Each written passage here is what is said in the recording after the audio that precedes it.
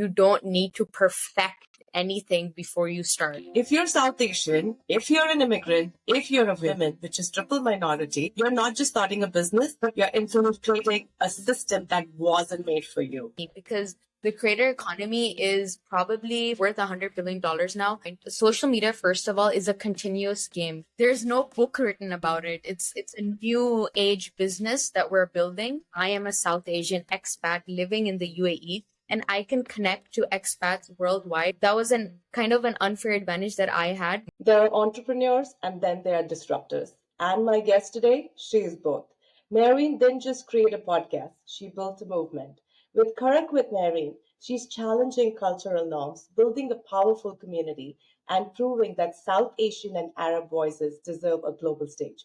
She's real, she's bold, and she's unapologetically rewriting the rules. Maureen, welcome to the Niya Desai Show. So excited to be here. Thank you for the lovely introduction. It's nice to be on the other end. Usually I'm memorizing those introductions, but that was wonderful. Thank you so much. Absolutely. Every entrepreneur, Mehreen, has that one moment that defines them. Either you step into the fire or you back away. You've built a platform that challenges cultural norms. What made you start with Karak with Mehreen, and what was your this is it moment? I'm doing it. I love hearing these starting founding stories because there's usually this whole storytelling to it. I was trying to think, what is this inspiring, impactful story that I could share when I'm trying to talk about Karak with Mehreen. I loved having conversations with people. I loved talking to people. I loved talking about things that we don't openly share as much. That was something that I really enjoyed. And I was like, why don't we turn that into a podcast? Why don't we turn that into and start posting it publicly so other people can join in as well? That was kind of how I started. But as I went on, I realized that the topics that I resonated with the most and the audience resonated with the most was cultures, things like cultural information about South Asia, about the Middle East. What is it that we do? We're 25% of the entire world population, South Asians. That's huge. But the representation that we have is so minimal. Actually insane. People don't really know who we are. People don't really know what our culture is. So I wanted to create this global understanding of our cultures, and that's kind of how it evolved. I love that. It's so nice to think about the fact that we have these conversations with close family, close friends, and then creating that into something that has become so magical. And so many people actually hear that, even me living in the US. I moved from India to US. I have friends who are from Pakistan and from different South Asian countries, and your podcast directly connects to your roots. Have you ever had to filter yourself because of any backlash? What was one thing maybe you wanted to say but you never did? Okay, that's an interesting question because of the backlash. So honestly, the beauty of content creation or of starting a business in general is that you are kind of naive when you first start because you don't think of all the options. You don't think of every possibility that would come your way. So for instance, I didn't think I would get hate. I didn't think that there would be a lot of backlash. I was naive, but I'm glad I was that way because then I probably would have filtered myself much earlier on. And then I started posting. For the longest time, I wouldn't really read the comments, especially the hate comments, as much until my friends started addressing it and bringing it up. And oh, I didn't know that's what's going on. There was a lot of talk about why I'm talking about the UAE when I'm from Pakistan. So I was like, okay, why don't I start creating some more content about Pakistan? And when I started doing that, people were like, why are you talking about Pakistan when you're not even living in Pakistan? So that was when I realized that honestly, there are people there who are there to hate, literally, regardless of what you say, what you wear, how you look. That was when I realized that there's absolutely no point in filtering the topics I'm talking about, the way I'm talking about things. If there are people resonating with me, that's all that matters. And along with that, the byproduct is hate. I can't control that. And I have to say that one of your byproducts is a lot of love. So I hope hate is just a minority which is completely ignored. And I'm also a mindset coach, Marine, and I've learned that people who post hate comments, people who are very negative about the world, is because they are negative themselves. So they need to throw it out somewhere in the world. And That happens with all of us in life. I have two boys, 11 and 6, and I have gone through so many phases where you're frustrated, you're exhausted, you're tired. And then when you come home with that anger and frustration, and who gets it is your family. So there was this very beautiful thing that somebody taught me, and I'll tell the audience to incorporate this. Stand at the door for a second and say, I'm going to release this negative energy from the outside world before I enter my house. Love that. And trust me, every time I've done that, I have felt like a different version of me. And I tell this to all my clients, just start doing this little change in your life, and you will remember what you just said at the door. Beautiful. And what's interesting, the people that will stay with you regardless are the people that you showcase your negativity towards the most. Why are we using up our positive energy for the people we don't even care about as much? I love the way you put it. Yeah, that's beautiful. And because we're talking about entrepreneurship, I want to say that entrepreneurship was never designed for outsiders. Less than 2% of venture capital goes to women, and that's global. If you're South Asian, if you're an immigrant, if you're a women, which is triple minority, you're not just starting a business, you're infiltrating a system that wasn't made for you. So, Mary, did you ever feel like an outsider in the entrepreneurship world? How did you push through? This is an interesting question because I was in a panel discussion just a few days ago, and we were talking about hustle culture. So I was in favor of it and the idea of working hard for whatever it is that you want to achieve. So that form of hustle is different for different people. Almost everyone in the audience did not agree with us. There was this very healthy banter that was going on.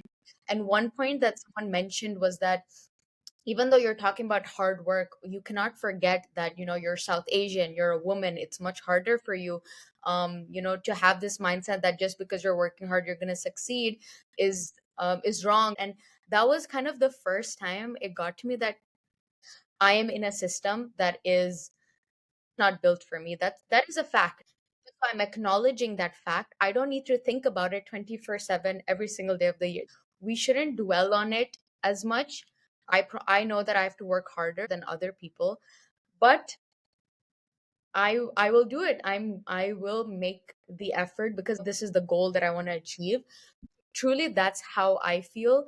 And I won't acknowledge the privilege that I also have. I'm living in the UAE, I'm living in Dubai, I'm in a city that has so many opportunities where you meet so many people, and that's why I'm trying to make the most of it. I love that. While we are already talking about hustle culture, I do want to say that, South Asians are the original hustle cultures. Our parents work shifts, and I don't even want to put a timeline on an hour on it because every parent's work their best and they called it a normal life. But somewhere along the way, we started worshiping burnout like a badge of honor. But is hustle culture toxic or is it the reality of success? I love what you just said that, South Asians, the previous generations, they're the origins of that. I don't think I ever thought of it in that way. And that was very well put. And you see that that created certain toxic patterns. Of course, if you use too much social media, if you drink too much, anything can become toxic. That's obvious. But when it comes to the idea of hustling in a society that is fast paced, that you have to put in the effort consistently to get to wherever you want. I don't think hustle culture is wrong. The forms of hustle, the way you hustle is different from for different people. For instance, I work 7 days a week. My mind is on work. This is what I thrive on. This is what I think about all the time.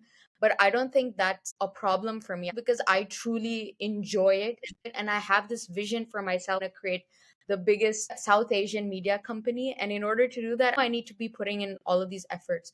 Whereas there are certain family members who have this vision to be an incredible housewife, take care of the kids, and be the best, mother possible. So her form of hustle will be different from me, but she still needs to hustle to get there. So that's truly how I see it. It's very, very beautifully put. And I do want to tell the audience that not everyone is built for this game. And yet, Mary, you have walked into this fearlessly. And that's what is making this conversation so powerful. People have their own definitions. I mean, look at any successful entrepreneur in the world.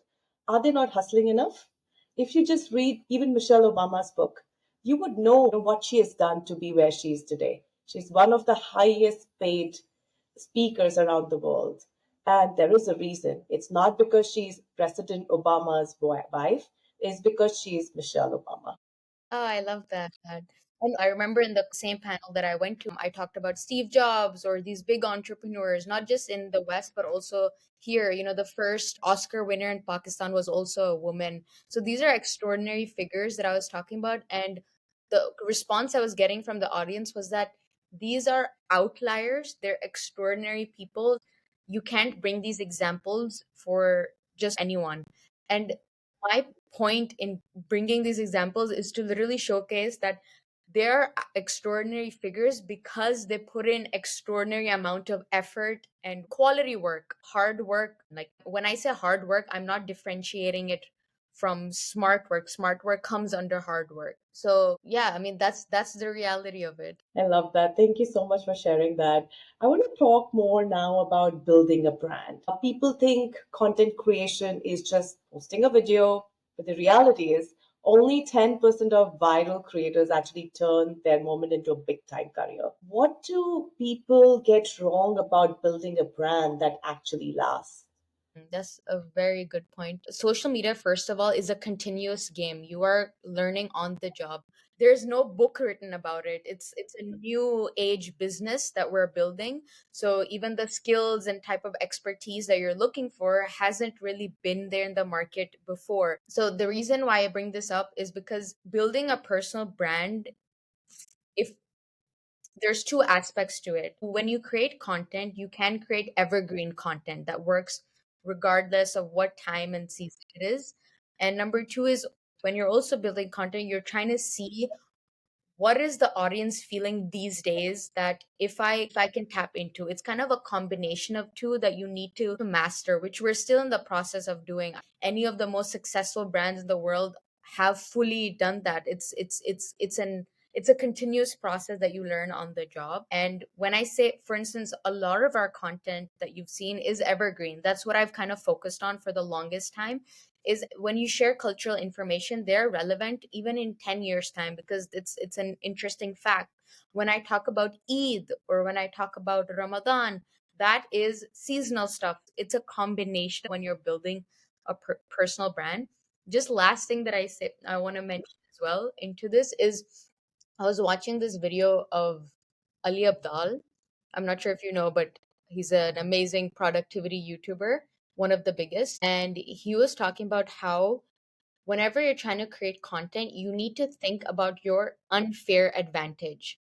And what does that mean is everyone has some kind of unfair advantage. You just need to sit down and really think about it. So, for instance, Ali Abdal, he was a Cambridge graduate. He studied medicine and he was a doctor for a while, and then he started his YouTube channel. So, when he started it, he was like, what is my unfair advantage? I'm a Cambridge graduate of medicine, so I can create content about medicine. That's what he did.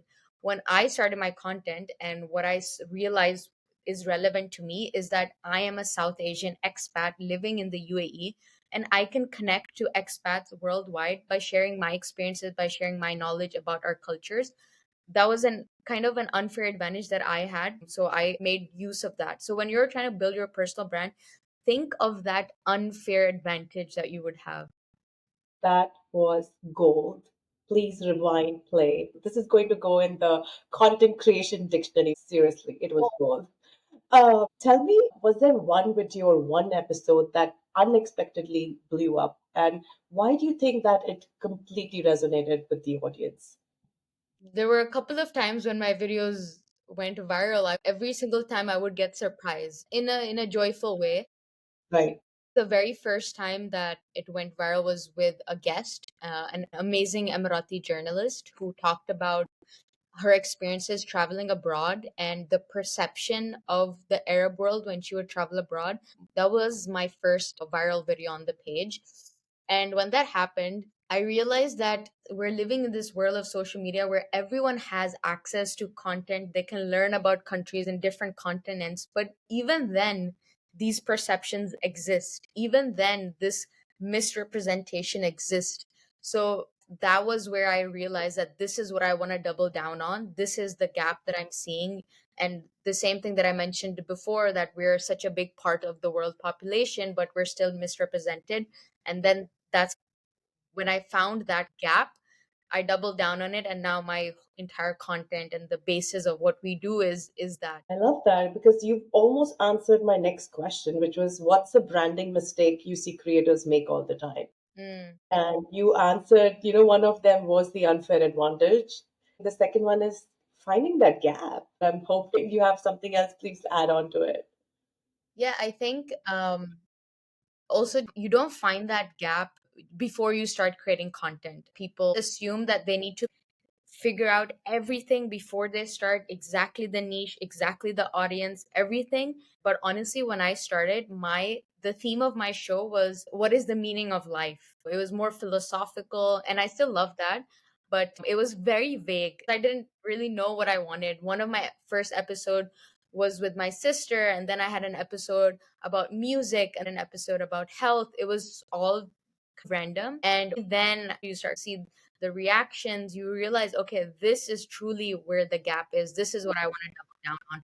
So, what I want to tell everyone is you don't need to perfect anything before you start. Love that so much. And I want to say that branding isn't about what you do, it's about how people feel when they hear your name. And you've mastered that, Maureen. Cheers to the Karak chai that I'm having right now. I'm going to go and talk a little more about, the algorithm versus authenticity because social media is wild. One day you're viral, the next the algorithm buries you. But let's talk about what no one does. Going viral won't change your life. What you do after going viral will. And you've built something like you just mentioned that outlasts the trend. Wow, what do people get wrong about chasing virality? So recently I was actually looking into our most viral videos. We try to do this every week where we see, okay, what is going viral, what's not, and try to find some patterns. And I found two videos. One of them had around 7 million, 8 million views. The other one had around 2 to 3 million views. The other one was less than half of the first one. But the number of followers we got from the one with fewer views was far more than the other one. And that's when I realized, why are we getting more followers from these videos that has less views? And that happened multiple times, not just one time. And I realized that virality is not the end goal. Going viral is great, but if you're not getting the right audience that you want, that connect with what you're saying, and if you're going viral for the wrong reasons, it really doesn't matter. So what the one with almost 8 million views, I was talking about cousin marriages. And I'm not saying that I was going viral for the wrong reasons. I was just saying that I think that was maybe too controversial of a topic. Whereas the other video was about me just genuinely sharing my thoughts on materialism in our society. And it's sad. I think people just resonated with the second one a lot more because they were like, yeah, we see this a lot. Why is this happening? Whereas for the first one, people were just mad because they felt like maybe I'm hating on this concept. Virality can backfire for the wrong reasons. What you really need to be looking into is, are you actually teaching someone something? Are you actually saying something that is valuable to people? Are when you watch this video, how do you actually feel? We're in this phase where we started making these videos. We had this intention it's going to go viral versus, oh, this is cool information that I want to share with people. And Right. could potentially work. You have to use the framework of a good video, but just genuinely want to share something that's impactful. I love that. And I've seen that video of your cousin's marriage. I thought that you did such a good job in bringing awareness about the genetic disorders that come with it. And it is a very valuable information because, yes, cousins' marriages happen. Yes, that's fine if that your culture allows that. But are you looking into this particular problem that arises from going through this? So I thought it was bang on and it was great to have passing on this information because maybe a lot of people ignored that for good or bad reasons. So thank you for doing what you're doing. I want to ask you a funny question. If someone wants to go viral in 2025, what's the number one strategy they should use? So there's actually different kinds of content formats that's working these days, especially when 2025 started. One was storytelling format. So if you see a lot of my videos, they're not storytelling, they're informational hooks. So for instance, in the beginning I say Emirates started because of Pakistan, or I say cousin marriages are this or whatever. That's like an informational hook. Whereas these days storytelling is working a lot more. So for instance, recently we're trying to make a video where I'm saying I moved out of my family's house when I was 19 years old. That's a storytelling hook. I'm bringing my personal experience into it, and then I expand on that so people can start to try this format. What Honestly, if you have an idea of the niche, for instance podcasting, I would go to the biggest podcasters you are inspired by, make an Excel sheet with a list of all the most viral videos that that podcaster has released, write down all the topics, write down all the hooks, and just brainstorm off of that. That's your foundation. This is Right. absolute best hack, I would say. It is kind of a hack or a recipe into figuring out how do I start. So yeah, that's the easiest way to do it. Another piece of gold from Maureen. What is the best and the worst brand deal you've ever got? I would love for you to spill the spill the tea. Okay. So honestly, the brand deals that I've we've done are ones that we are genuinely aligned with. Otherwise, we wouldn't do it. I tell people why podcast is working in the first place is because it is such a natural way for someone to showcase their opinion and their personality. All the kinds of content before was something scripted, was something salesy, and now people are very smart and they can easily identify when something's scripted. So podcasting was just this natural, organic, conversation that people are having, and that's why it worked so well. So when I introduce brand deals, I always tell the people that I cannot do something that's fully scripted because it takes away the essence of the podcast. So most of them, I would say, have appreciated that. I think there is a time once where we didn't end up doing that brand deal because of that reason. There was a time once when a lot of people in this industry don't treat podcasting as a business yet. I have a head of partnerships. They handle a screening call, and then I have the second call where I join in. I joined in, and the person just assumed that the deal is closed. We're just after the monies. I come into the call with the intention to understand who they are, what is their goal, what kind of conversation we can have in the podcast. But the person kind of closed it and was like, "Oh no, I have to leave now." But it's okay. The deal is done. We can pay the amount, and let's just go it, and then we'll have this talk later. And I was like, we're not doing this like for the money. We're with and the in the end we didn't end up doing with that person for that reason. But there's a couple of times where people don't realize that eventually podcast is a business. It's a media company. It's a media business. Right, that's very well said. And I want to say that entrepreneurship looks so glamorous online, but the real ones know that it's a roller coaster of self-doubt, sacrifice, and grit. And I want to talk a little more about the creator versus the entrepreneur because they'll tell you to start, but they won't tell you that you'll need to be your own accountant, marketer, legal team, therapist, motivational speaker, all before lunch, or the fact that men with half her skills will get twice the funding. Maureen, what's one brutality reality check every woman needs to know before she throws entrepreneur in her Instagram bio? I like that question. Your time. I have to share two things. One is that when you get into entrepreneurship, you need to master the art of sales.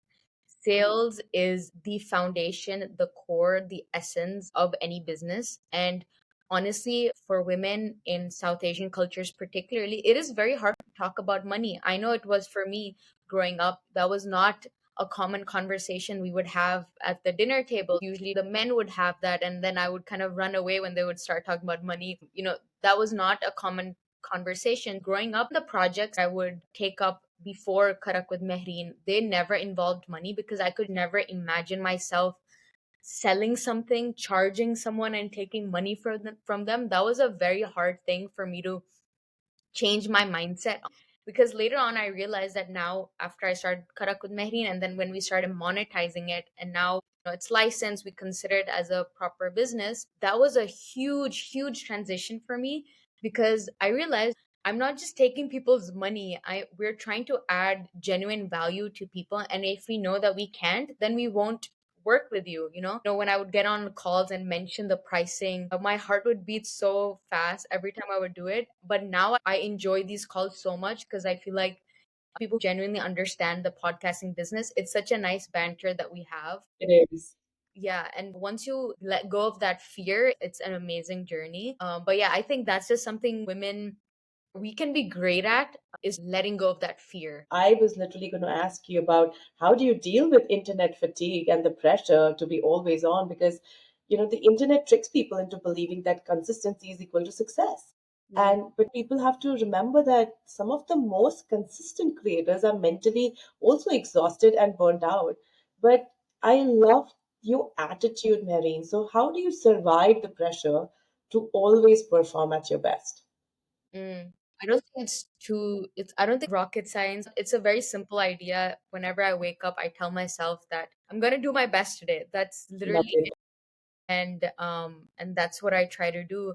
And the reason why consistency is so important, not just in content creation, but in business in general, is is because I feel like you everyone gets these windows of opportunity in their lives. These little windows that open and close. For instance, I was reading this book called Outliers, and it was talking about how the most successful entrepreneurs in the tech industry, the ones who had people who had the highest chance of success in the tech industry between 1950 and 1953, between these 3 years. That was when personal computing came in. That was when a lot of these like computer boom came in. And only the people who were consistently working in this field before, when this window of opportunity came, they were able to capitalize on it and get right into it. So in order, I know that there's everyone gets those windows of opportunities, but you need to be prepared for it. So you need to be putting in that consistent effort for that phase. Totally love that. And so many South Asian women have billion-dollar ideas, but will not even get started because they're afraid of what people will say. And you just did not ignore that rule book, you set it on fire. Was there any time the hard thing about stepping into the public eye as a South Asian entrepreneur? Well, first of all, I'm very grateful for my parents because they have been very supportive of me, and they knew that I could potentially get hate. I'm talking about things that people may not like, but they never Hmm. hated on it. They never told me to stop. They've always supported me. My father was the one who encouraged me to start a podcast. Before I even thought of it, it was my father who gave me that idea.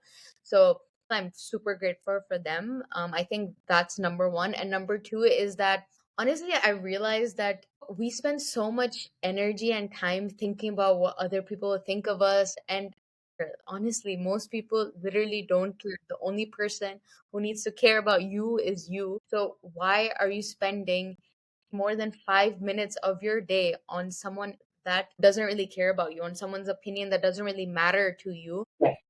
It's not worth it. And it's so valuable for people in our society where this concept is still very much prevalent today. So true. And I think that's exactly the mentality. I want to quickly touch upon, like two quick questions about the creative economy and the unfiltered takes. They say that the creative economy is 95% luck, 5% strategy, and 100% knowing how to keep people addicted to your content. And the Mm. biggest names today, they are not necessarily the best at what they do, but they know exactly how to keep people what's a hot take you have about the creator economy that would get you canceled? Okay. I really believe that most people in the creator economy are doing it more for the money than anything else. And I don't think that's wrong. We all talk about how we are trying to create content that is impactful, we're trying to help people. That is the primary purpose of the content itself. But the main motivator for people to keep making this content consistently, at the end of the day, it is money, because the creator economy is probably worth $100 billion now. Not only are businesses investing in creators, but governments are investing in creators. India has launched a $1 billion, uh, Correct. UAE has launched it. So everyone is realizing how big of an impact this creator economy has. And not when you're starting out, but when you want to take it to the next level, money has to be involved for you to create that content and impact consistently. I love that. If you would like to share with the audience when you got started, you shoot in a studio and it's so well, beautifully lit up, just the perfect lighting, and now you have a team of people. For somebody who's getting started in the podcasting industry, who wants to do in-person podcasts, it looks like they're like 100 years away from making that happen. And you make that happen pretty quickly. And a lot of times people don't get the answers. Can you say or share something about that? Yeah, definitely. I think the career economy is evolving. The way you earn money is evolving. But I know that in the very beginning, when you start, it is an investment. I considered it an investment when I started. I knew that I'm not making any money for. I started Karak With Mahreen almost 2 years ago, and we truly started monetizing probably after a year and a half. So it's only been almost 6 months when we turned this into a functioning business. In the beginning, even if we would get a few inquiries, we wouldn't take it, because we knew that we need to first get this content engine running before we would be able to help brands or whatever. So when you get into it, you need to think of it as an investment. You need to think of it as something that you would be able to monetize, but you have to play the long game. It will take some time, 2 years, 3 years, 4 years. Biggest YouTubers say it generally takes 5 years Right. before you monetize properly. And how you monetize, number one is brand deals. Number two is AdSense if you're a YouTuber. Number three, which I was again watching this video with Ali Abdal, and 60% of his income comes from his this one product that he's created. It's called the Part Time YouTuber Academy, where he helps people become part time YouTubers. And 60% of his income comes from there. He's mastered that course so well. He's created a digital product around it. So we're trying to figure out how can we create that. But if you're able to build something for the right audience, that is a game changer. And because I don't think you should fully rely on brand deals, it's inconsistent. Yeah, that is something people always get confused about. How do I keep making money if I want to hire one or two people? And it's the hardest part about running a podcast. When I launched my initial brand, which was called Women in the Making, I did put in a lot of investment. It was all shot in my house. But yes, I had a production guy who would come in. So I did a lot of money investment and I heard 300 no's. Nobody wanted to sponsor the brand. So, you just have to keep pushing and keep finding. And when you reach the right audience, like Marine said, you can build a brand around it.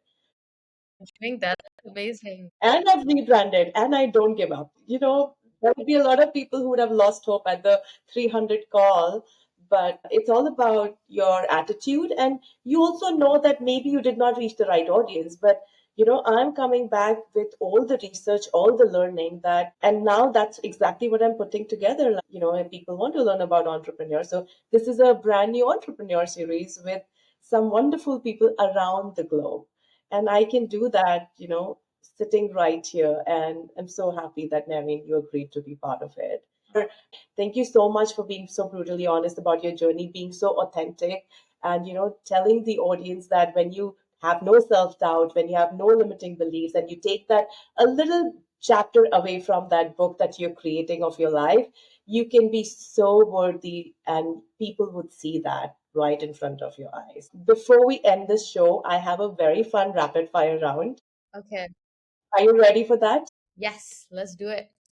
Okay, what's a cultural expectation you've completely rejected? Moving out of my family's house unmarried as a girl. What's the most controversial opinion you have about business? That you have to be a great conversationalist to succeed in business. Love that. What's the most weirdest comment you've ever received or a DM? I guess not weirdest, but a ridiculous hate comment was that when I used to have red hair, that, oh, you shouldn't listen to a girl who has red hair. So apparently my hair affects my opinions and my intellect. If you could shadow one entrepreneur for a day, dead or alive, who would it be and why? The CEO of Imar, Muhammad Al Abar, here in the UAE, what he's done is insane. He's the founder, he created Burj Khalifa, the tallest building of the world. That's incredible. I love that answer. What's a business trend in 2025 that will be massive? Especially in the creator economy, it's about communities. Before it was before it was brand deals, then digital products, and now it's communities. People are capitalizing on that, building 30-day challenges with communities. Yeah, so that's going to be a big trend here. Awesome. And last question for you. If you lost everything today, never hope that, what's the first thing you'd do to rebuild? I think the advice that I told you, which was to look at all the biggest creators, find all their most viral videos, topics, hooks, and then just find and then create ideas out of that. And also build a newsletter from the beginning. I wish I did that from the very beginning, building a newsletter. Yes, so true. Damn, Mary, you came in with the heat. This is the kind of conversation people really, really need to hear. And this was a masterclass in branding, business, and breaking barriers. You didn't just drop gems and a lot of gold mines. You set the whole damn stage on fire. To everyone watching, if this episodes make you think about entrepreneurship, brand that stands out, make sure you follow Marine because trust me, she's only getting started. Hit that subscribe button because we are getting started. Until next time, keep creating, keep pushing, and keep breaking the system from the inside out. This is the Niya Desai Show where the boldest minds reveal the biggest success secrets. Thank you.